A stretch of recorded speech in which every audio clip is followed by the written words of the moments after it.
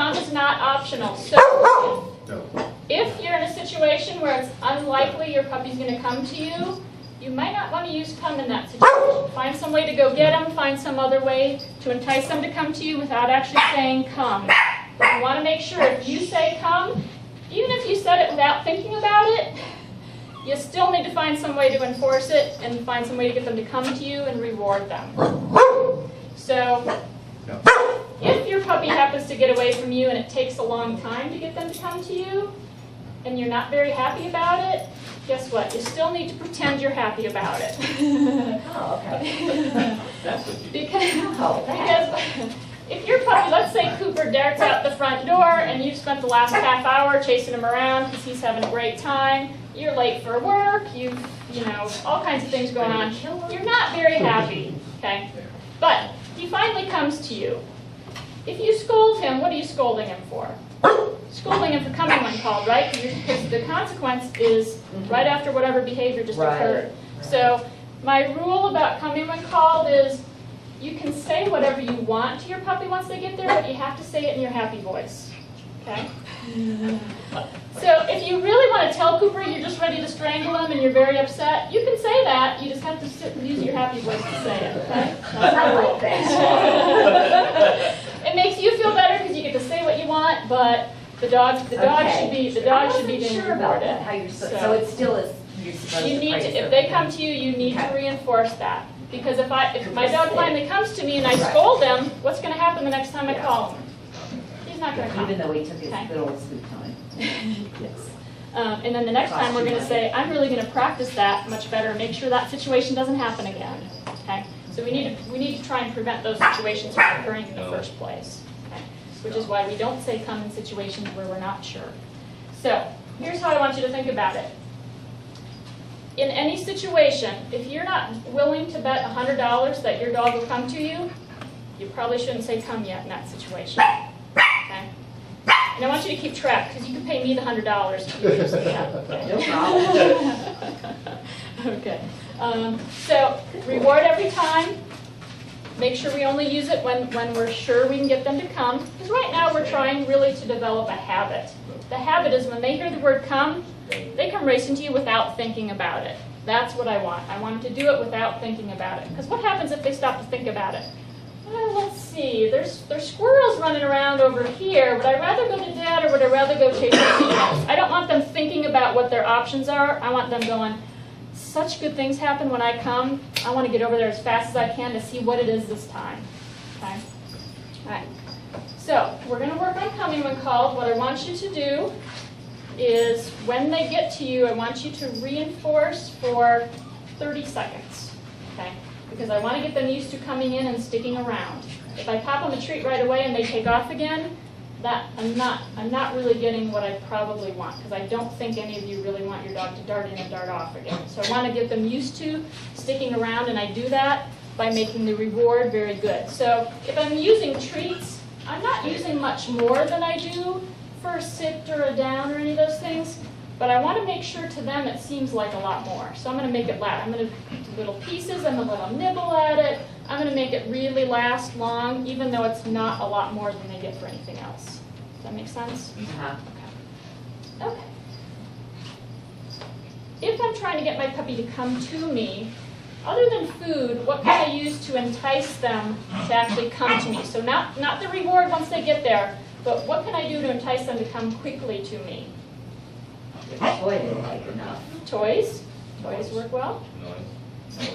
Noise. Excitement. Patting on the ground. Yeah, what do you want from your puppy? You want enthusiasm, right? Right. If you're not very enthusiastic, your puppy's probably not going to be as enthusiastic. What happens when you get all excited and bounce around? What does your puppy do? They get all excited, right? What happens when visitors come over and go, oh, what a cute puppy! Right? It's them all wound up. So what we want for coming is some enthusiasm. We want them excited about coming. We want them to think, this is fun, this is the best thing I can do, this is the coolest thing there is. Okay? So your tone of voice, your body language, your movement. What gets these puppies, so when they're playing, what gets puppies running when they're playing with other puppies? What is it that entices one puppy to run? Excitement. We get ahead of them. If Cooper starts running that way, what's Brenna gonna do? Go after it. Yeah, because it's that movement that gets them Right. excited, right? Right. So oftentimes, rather than just standing still, if you're moving away from your puppy, they're much more inclined to come after you, okay? As opposed to if I'm going this way at them, they're more inclined to go the other way, okay? So if, and we'll just use Cooper as the example again. If Cooper just started out the front door and you're chasing him down the block, he sees you chasing him, what direction is he going to think he's supposed to be going? The way you're going. Same direction you're going. He's like, cool, mom's coming. All right. Yeah. But Wrong But if leash. you're able to get his attention and he sees you going the opposite way, what's he going to do? He's going to, oh, the game's over there. He's going to start following you. Okay. So think about what you're conveying to your dog other than just with the word you're saying. If I'm saying come, if I'm saying the word come, but my tone of voice and my body language are saying something else, what's the dog going to respond to? Body language. They're much better at reading body language. They don't speak English. We're teaching them English as a second language, but they don't speak English, okay? But they're very good at reading our body language, our tone of voice. They're very good at picking up on what we're feeling. No matter how hard you try to hide it, they're very good at picking up on what we're feeling. So if I'm feeling, if I've got an angry tone of voice, if I'm upset, they're gonna pick that up from me, and they're gonna be less inclined to come to me because do I really want to get that close to you if you're upset? Probably not. I want to keep my distance. Okay. So sometimes, if they're not coming, what do? We get more upset because they're not coming. Our tone of voice starts to go up. Our body language gets upset, and they are less inclined to come to us rather than more inclined to come to us. And then we get more upset because they're not coming, right? So it's a vicious cycle. All right. So let's see. Can I borrow Gus? Sure may.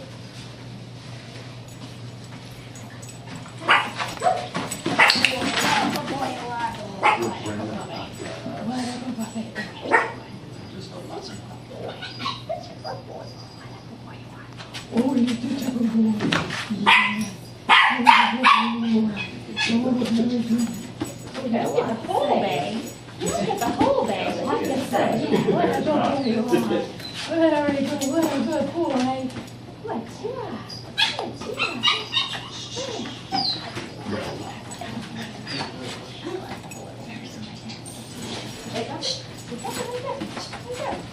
Cooper sit. Cooper sit. Good boy. All right, how long did that reward last? Mom. He's still sticking around. I want him to stick around. I want him to think this is the best place to be, isn't it? Yeah. So the food's done, but I'm giving him some attention. He's enjoying it. Yeah, what a good boy. Okay. So what I want you to pay attention to is at what point do I actually say come? I'm going to grab loose this time.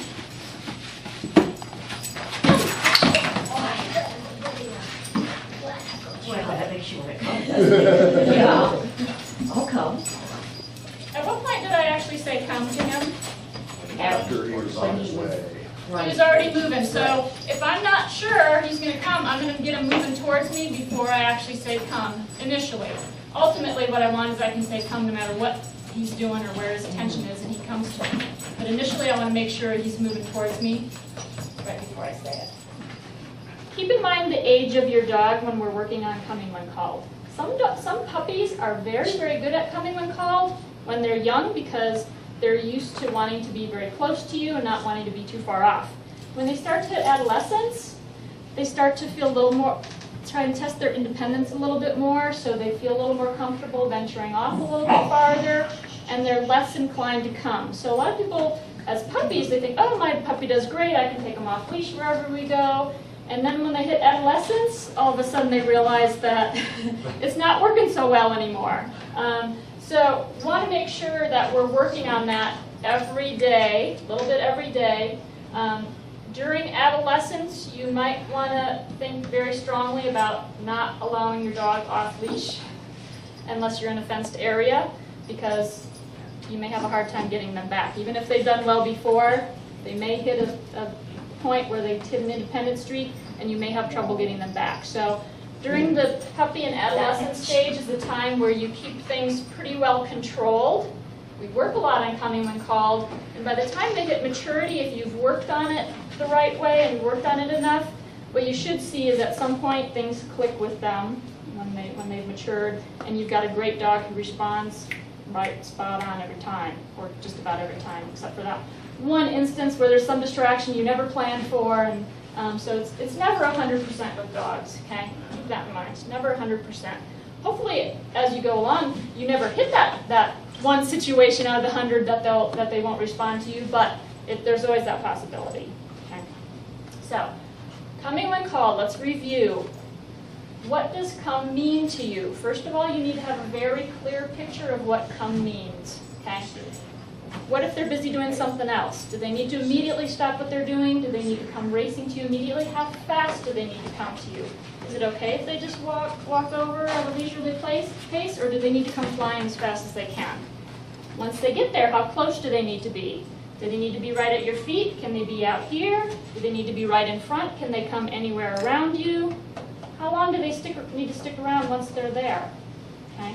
So a lot of dogs are very good at coming to you, but what happens as soon as they get that treat or as soon as you reach out and try and grab them? Boom, they're out of there. Or they come racing to you and just fly right past you, okay?